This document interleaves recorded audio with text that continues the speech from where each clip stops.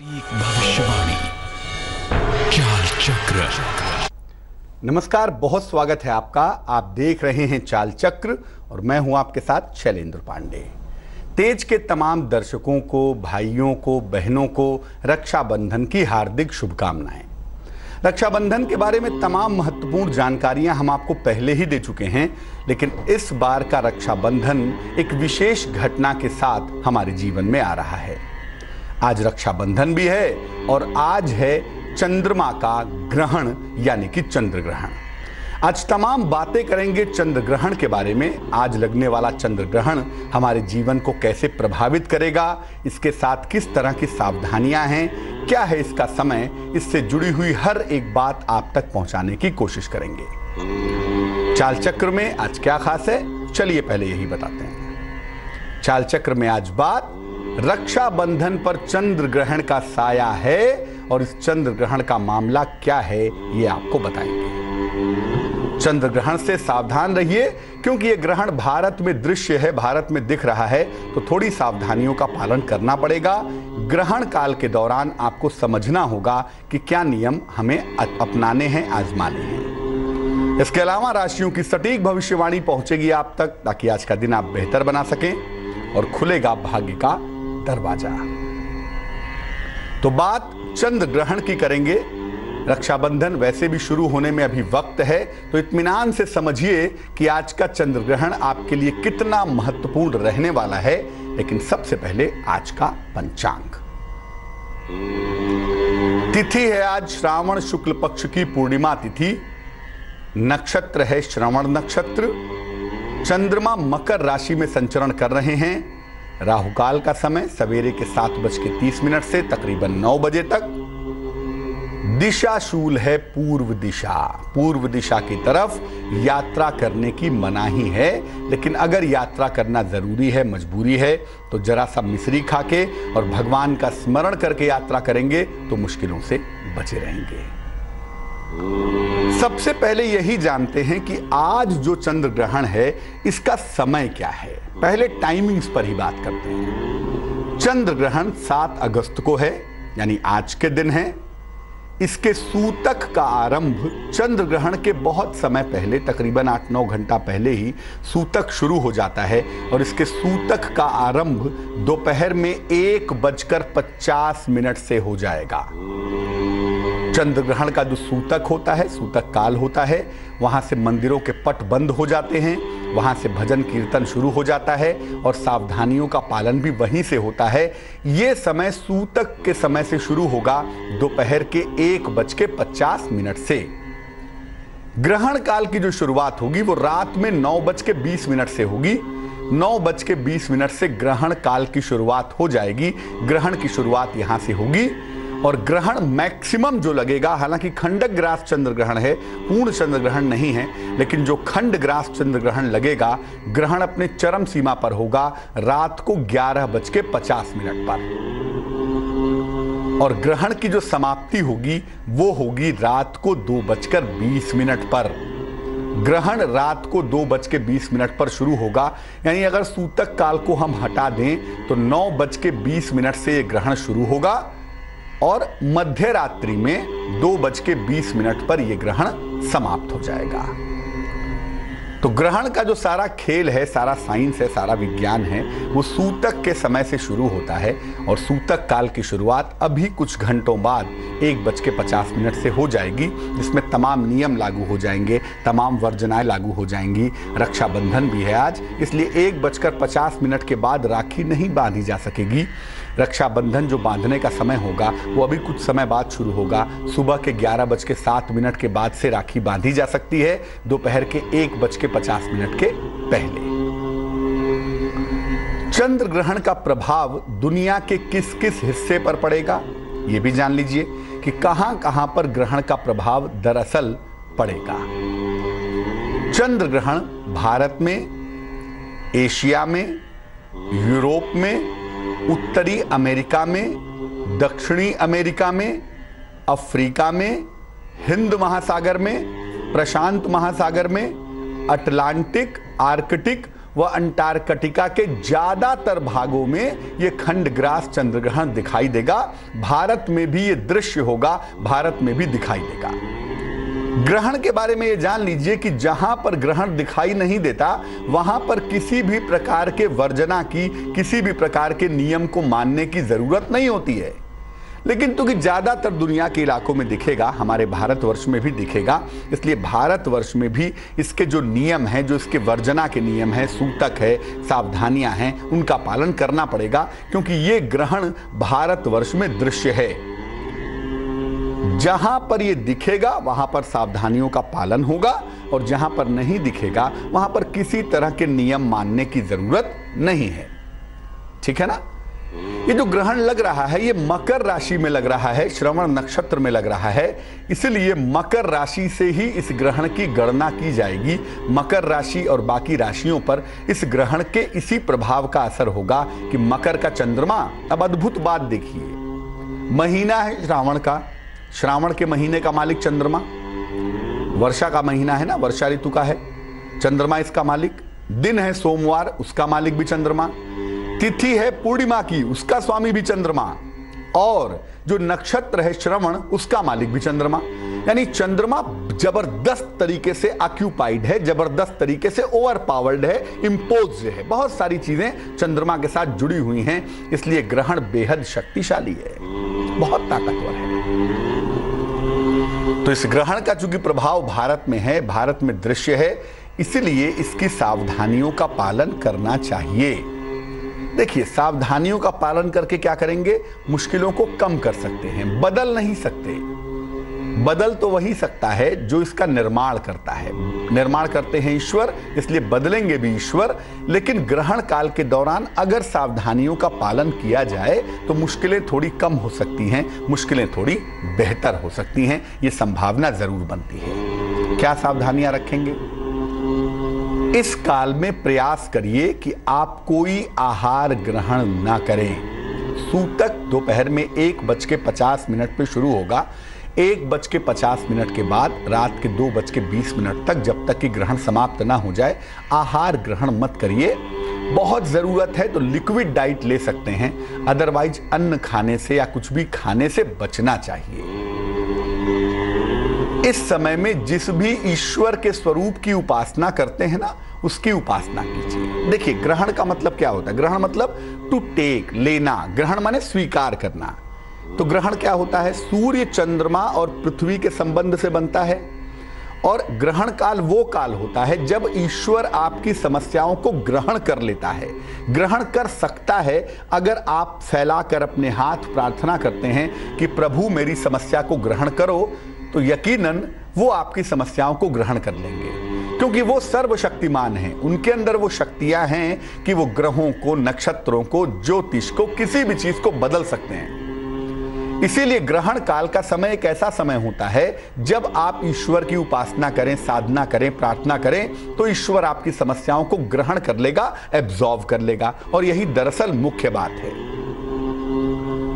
नहीं तो इस समय में भगवान के नाम का भजन कीर्तन करिए। अगर आप उपासना नहीं कर पा रहे, मंत्र जप नहीं कर पा रहे, ध्यान नहीं कर पा रहे, तो भगवान के नाम का भजन कीर्तन करें। नारायण कहते हैं ना नारद से, मग्ध भक्ता यत्र गायन्ति तत्र तिष्ठामि नारदः। हे नारद, जहां मेरे भक्त मेरा गान करते हैं ना, वहां मैं जरूर रहता हूं। तो ग्रहण काल का सुंदर समय है जब भगवान आपकी समस्याओं को ग्रहण करेंगे, और उस समय में अगर आप भजन कीर्तन करें, प्रभु का स्मरण करें, तो यकीनन प्रभु वहां पहुंचेंगे और आपकी समस्याओं को ग्रहण कर लेंगे। सुंदर समय है। ग्रहण का समय मंत्र जप और ध्यान के लिए अद्भुत होता है, बुरा नहीं होता। बुरा होता है मन स्थिति के लिए। तो जब मन को भगवान में लगा दिए तो बुरा होने का सवाल कहां है? ठीक है ना? तो ग्रहण के समय में भगवान का भजन कीर्तन, भगवान का ध्यान, भगवान का मंत्र जप करना बड़ा अच्छा होगा। ग्रहण काल जब समाप्त हो जाए, जैसे ग्रहण काल रात में 2:20 पे समाप्त होगा, उसके बाद अगर संभव हो तो नहा लीजिए, स्नान करके वस्त्र बदल लीजिए, या हाथ पैर धो लीजिए, और धो करके कुछ न कुछ दान का संकल्प लीजिए। अब मध्य रात्रि में दान तो करेंगे नहीं, ये संकल्प लीजिए कि कल अगले दिन जब सूर्योदय हो जाएगा, माने मंगलवार के दिन, कल के दिन मैं ये दान करूंगा। मैं चावल का दान करूंगा, मैं चीनी का दान करूंगा, मैं दूध का दान करूंगा। चंद्र ग्रहण में सफेद चीजों का दान बड़ा अच्छा होता है। इसका संकल्प लीजिए कि मैं कल के दिन कुछ ना कुछ दान करूंगा। और प्रातः काल यानी कल के समय सुबह उठ के नहाइए, वस्त्र बदलिए, किसी निर्धन या जरूरतमंद व्यक्ति को दान करिए। जो संकल्प लिया था आपने कि मैं चावल का, चीनी का, दूध का, आटे का, अनाज का दान करूंगा, जो संकल्प लिया था उसका आप दान करेंगे।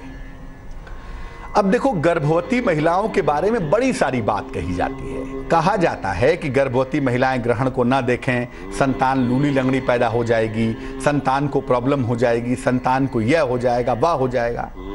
देखो, विज्ञान इस बात को स्वीकार नहीं करता। विज्ञान कभी नहीं कहता कि ग्रहण काल में महिलाओं के गर्भ पर कोई असर पड़ेगा।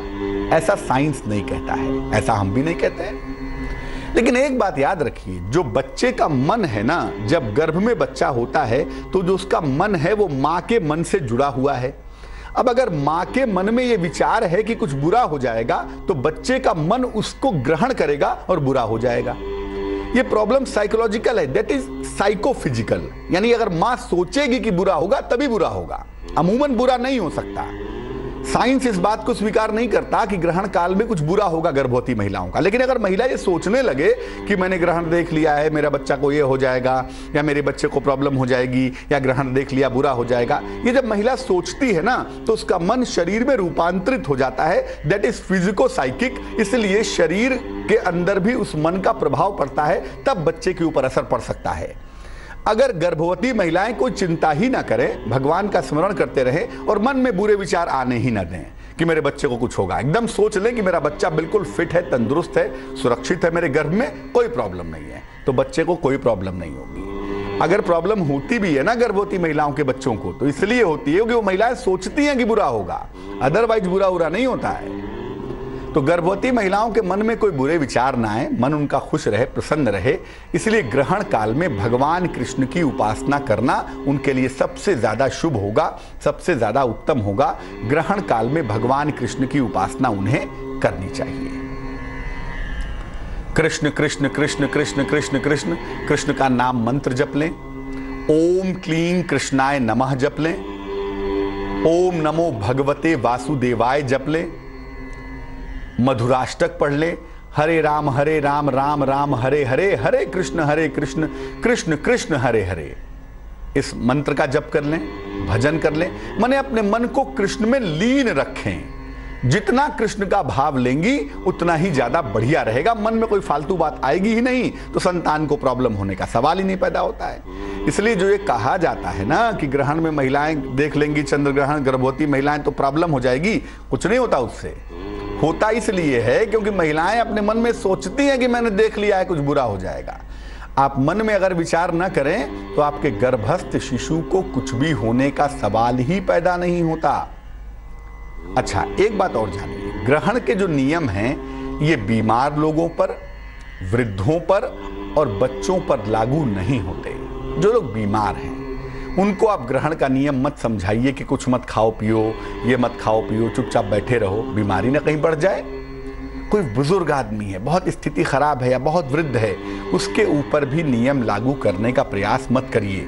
और छोटे बच्चों पर तो बिल्कुल भी नहीं, क्योंकि उनको आप समझाएंगे वो सुनेंगे थोड़ा ना आपकी बात। आप उनसे कहिए कि देखो तुम्हें पानी नहीं पीना, तुम्हें आलू नहीं खाना, वो खाएंगे, वो टॉफी भी खाएंगे, वो घूमेंगे भी, वो खेलेंगे भी, उनको नहीं समझा सकते। इसलिए बीमार लोगों पर, वृद्ध पर और बच्चों पर ये नियम लागू नहीं होते, और जबरदस्ती नियम लागू करने की कोशिश भी मत कीजिए।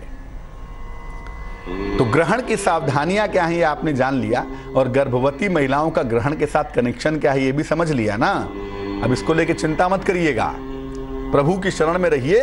ग्रहण क्या, ग्रहण का बाप भी कुछ नहीं कर सकता। अब ये जानते हैं कि इस ग्रहण का देश और जनता पर क्या असर पड़ेगा। असर तो पड़ेगा, क्योंकि जो ग्रहण है ना वो एक बड़ा मामला होता है। चंद्रमा, सूर्य और पृथ्वी, सूर्य और चंद्र के बीच में जब पृथ्वी आ जाती है तो चंद्रमा पर एक छाया पड़ती है पृथ्वी की, उसको चंद्र ग्रहण कहा जाता है। ये बड़ा इंपॉर्टेंट मामला है। चंद्रमा चूंकि पृथ्वी का सबसे निकटवर्ती ग्रह है, इसलिए चंद्रमा पर छोटी मोटी घटनाएं भी घटती हैं तो पृथ्वी प्रभावित होती है, और इतनी बड़ी घटना घटेगी तो पृथ्वी जरूर प्रभावित होगी। अगले 15 दिनों तक ग्रहण का प्रभाव विशेष रूप से दिखाई देता है, एक पक्ष तक।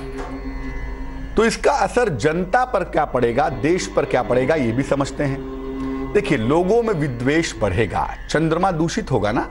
चंद्रमा जब दूषित होगा तो क्या होगा, लोगों का मन खराब होगा, लोगों के मन में दुष्टता आएगी, लोगों के मन में बुरे विचार आएंगे, तो लोगों में जो विद्वेष है वो बढ़ेगा। चंद्रमा रिश्तों का मालिक होता है। अगर हम देश के रिश्तों की बात करें तो हमारे पड़ोसी के साथ जो हमारे रिश्ते हैं वो थोड़े कटु हो सकते हैं, खराब हो सकते हैं। पड़ोसी देशों के साथ तनाव बढ़ सकता है। अगले 15 दिनों में भारत का तनाव पाकिस्तान के साथ और चाइना के साथ कुछ ज्यादा ही हो सकता है, ये संभावना बन रही है।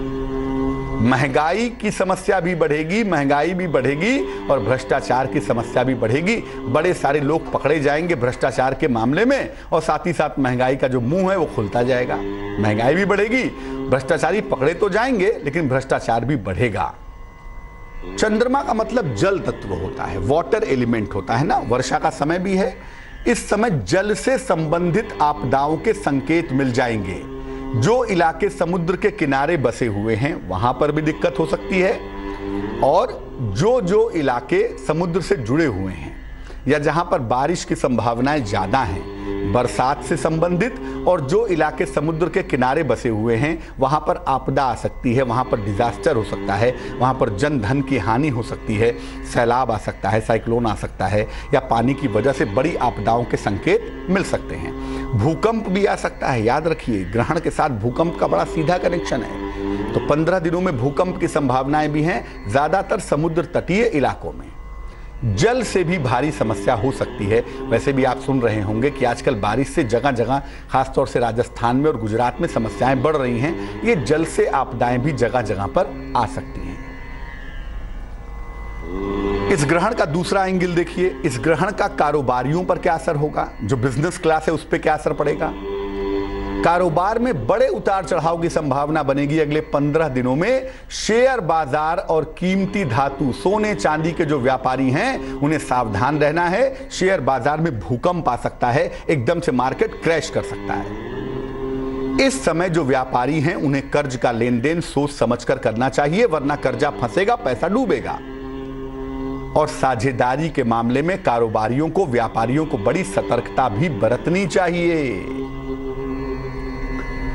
अब ये जानते हैं कि ग्रहण के दौरान किस तरह का आज उपाय करेंगे कि ग्रहण से समस्या ना हो।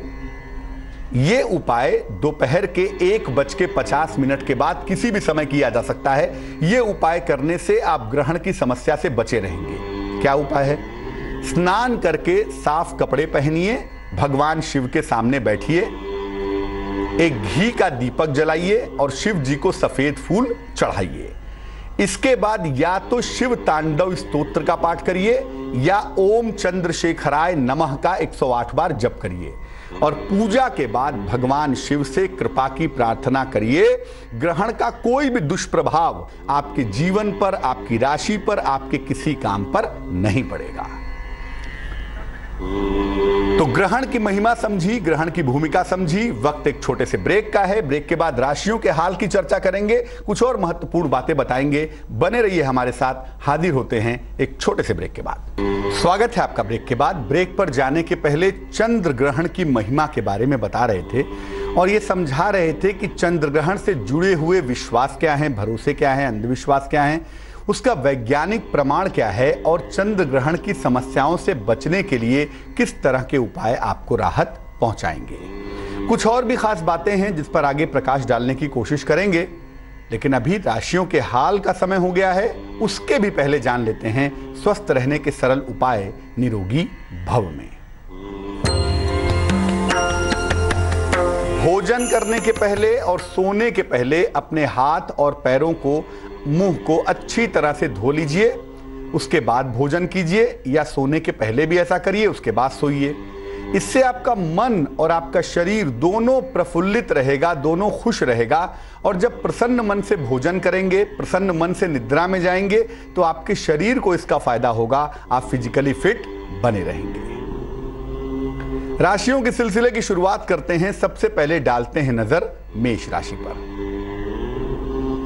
मेष राशि, करियर में लाभ होता दिख रहा है, धन लाभ की संभावना भी है।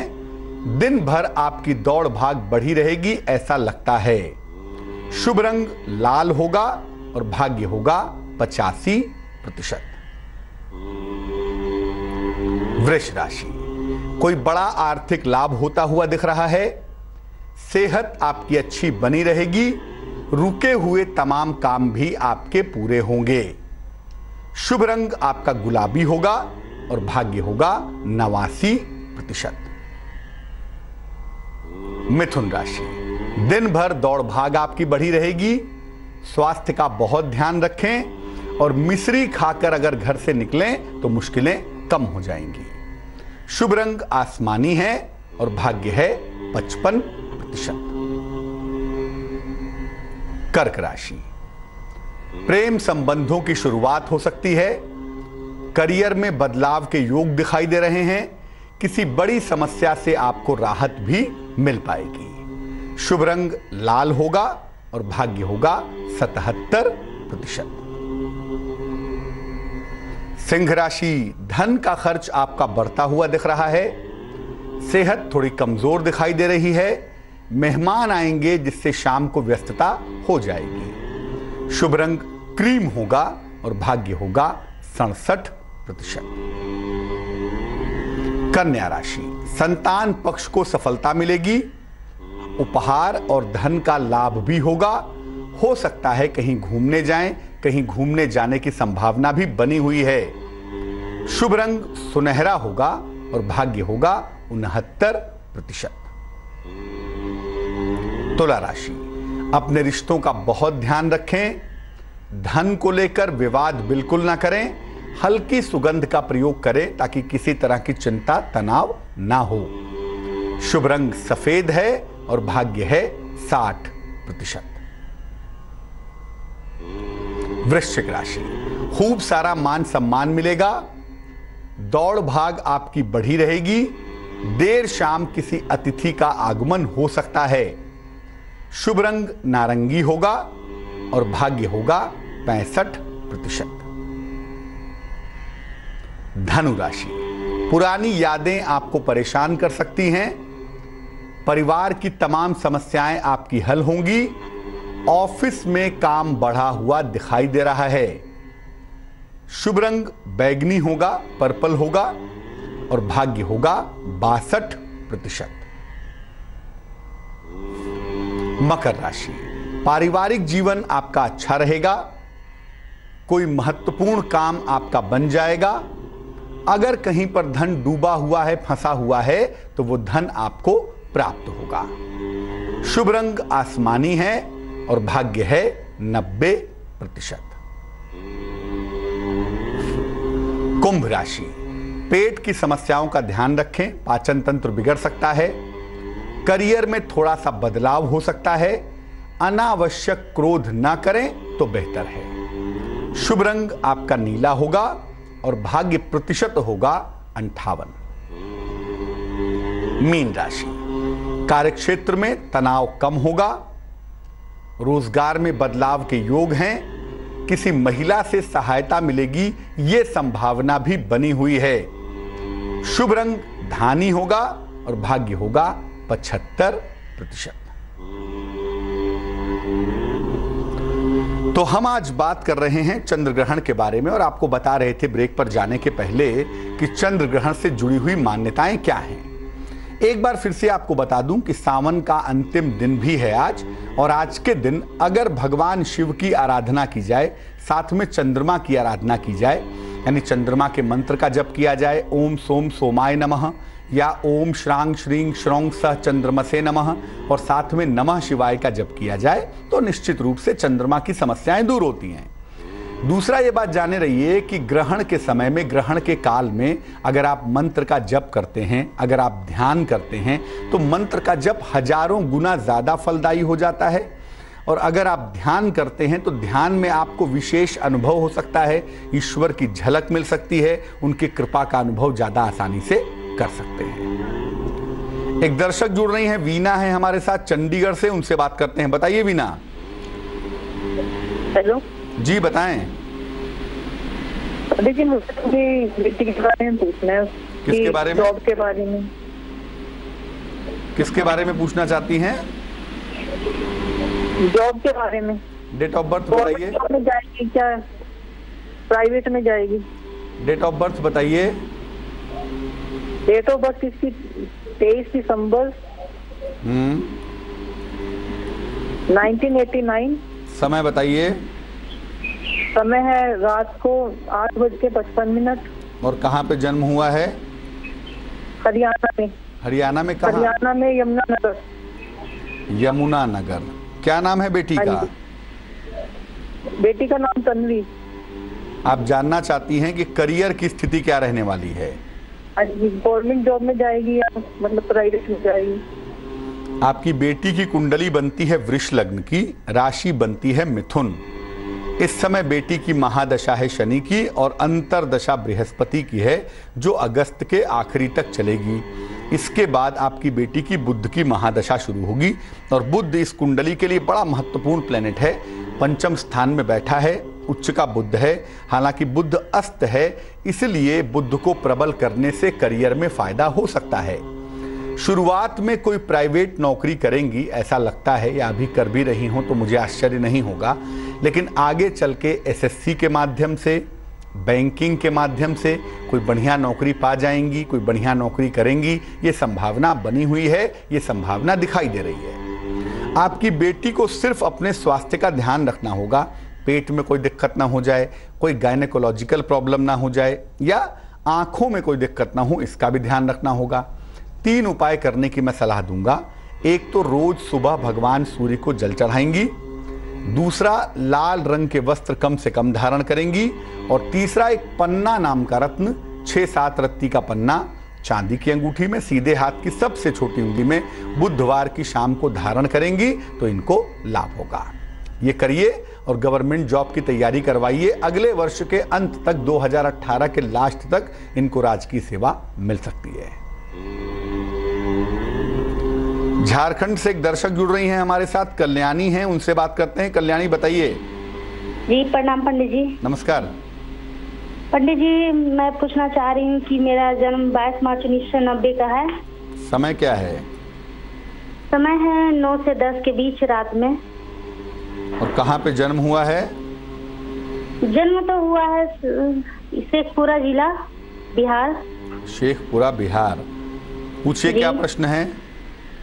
प्रश्न ये है पंडित जी कि मैं बीएड करना चाहती हूँ और उसमें मुझे कैसे सफलता मिलेगी इसके बारे में बताएं। और मुझे बहुत गुस्सा भी आता है, पढ़ाई में मन नहीं लगता है। एडमिशन तो हो गया है, लेकिन हम इसके बारे में पूछ रहे हैं कि कैसे मतलब सफलता मिलेगी।